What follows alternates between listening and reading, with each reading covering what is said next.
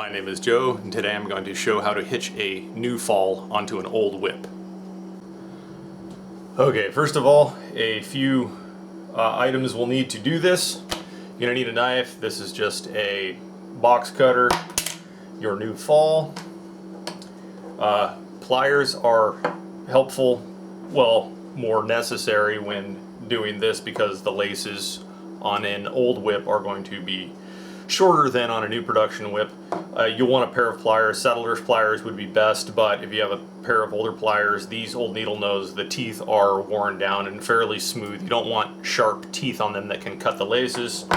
A lacing fid would be helpful, and I have braiding soap when I'm making a whip, but if you don't have anything like that, a bar of soap to wipe the fall down to help it slip into place would be handy. Also, a rag of some sort, could be an old washcloth, just a rag, something to get you a grip, purchase on that fall to pull it into place once we have it hitched into place. So here's a very old whip, one of the first that I ever made. And the first thing we need to do is to sort out, get some order to these laces here because it just looks like a mess. So the easiest way to do that, flip the whip over, and if you find where two laces cross, take the fid, pull those laces, get it right underneath where those two laces cross, and separate that, pull that down, take those two laces and pull them to the side, like so. Flip the whip over, and those are the two laces that were crossed in the back, so you should have, this has a 6-plat point. Most heavy bull whips are going to have a 6-plat point, so you should have 3 strands here on each side from that 6-plat point. Now these laces here, there's some very fine strings that were tapered from the core, and then this is all core. You do not want to use, even if they're long enough, it is not best practice to use any of those core strands to hitch a fall on. So now that those strands are sorted, they should be fairly tight. You can give them a little tug, make sure they're tight. If there is excessive wear in the point, you want to be careful because they could possibly break at some point. With heavy use, they will break or wear through. Now we're going to take the fall, open up the eye on this side.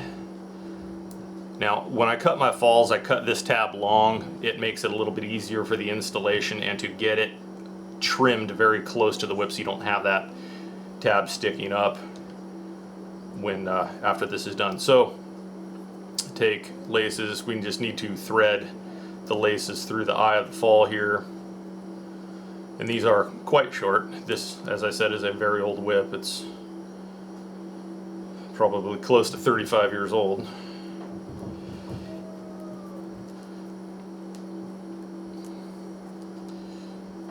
We're going to slide that on. Now where we start putting these hitches in, these strands sorted out, so we have 3 on each side and the strands for the core. We are going to begin these hitches around the narrower part of the fall here. I'm going to get some soap onto this. Just wipe it down with this bar of soap so that it'll slip into place once we get it hitched on. So I'm going to set that narrow part in there, and then beginning with the strand on my right side here, I'm going to take this strand, go around the whip. Now this can be fussy, just keeping everything sorted out and in order, but I'm going to go around through the loop here, and this is where the pliers come in handy. Just kind of work it back and forth, grab it with the pliers, pull it snug, and then I bring that underneath these to keep it sorted and separated. The next strand, same process, bring it around, everything through the loop, and I'm pulling this through this loop. You can hitch it underneath and come this way.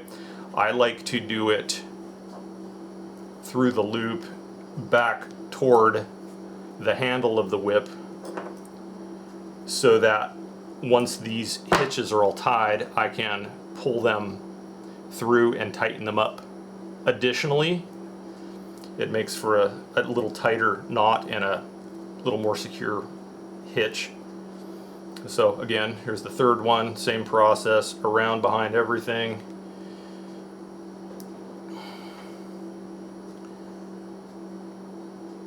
Through that loop. Pull it up snug. And now we're going to do the same thing with the three strands on this side. Now on some whips, especially mine, you're going to have one lace that's a little bit longer than the others. You'll want to do that one last. You'll want to make the hitch with that one, the last one, and you'll see when we get there. So we'll just take this first one, give a little tug there, tighten it up, wrap around everything, through the loop.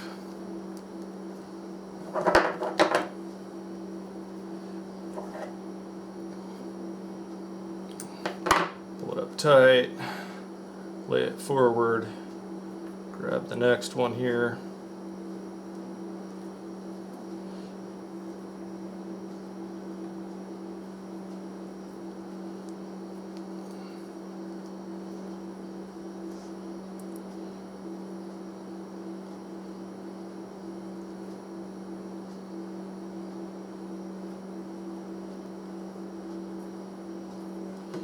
And if one of the laces is not laying flat, you can use the fid to straighten it out. Tighten that one up.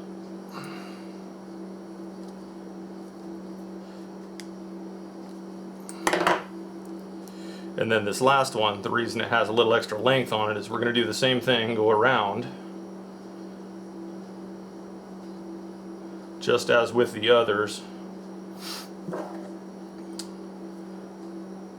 Pull it up tight, but it has the extra length because I'm going to tuck it through the eye of this fall to hold it in place. So we'll get some soap on this fall before we pull that up. Get some soap on here.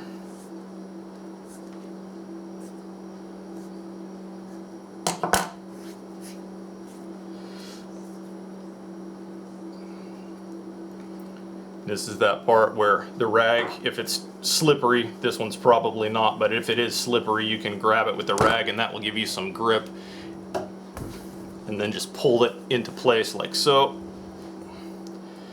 And once that's pulled up tight, take pliers, and then these loops where we hitched it that way went under the hitch and then back over. If we pull on the laces individually, just give them a little tug, don't pull too tightly and break something.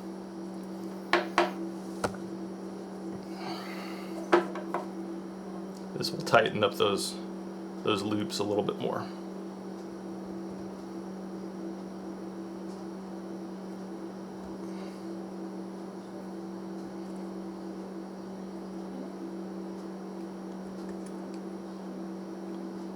Okay. There we have nice, tight, neat fall hitch. So what I'm going to do next is this tab, is I'm going to trim that off as close as I can without cutting through it. I'm just going to cut that tab off so it's nice and tight, and then trim that edge. I almost got that one a little too close, but the hitches are holding it, so it will work well. And then if you want to smooth that even further,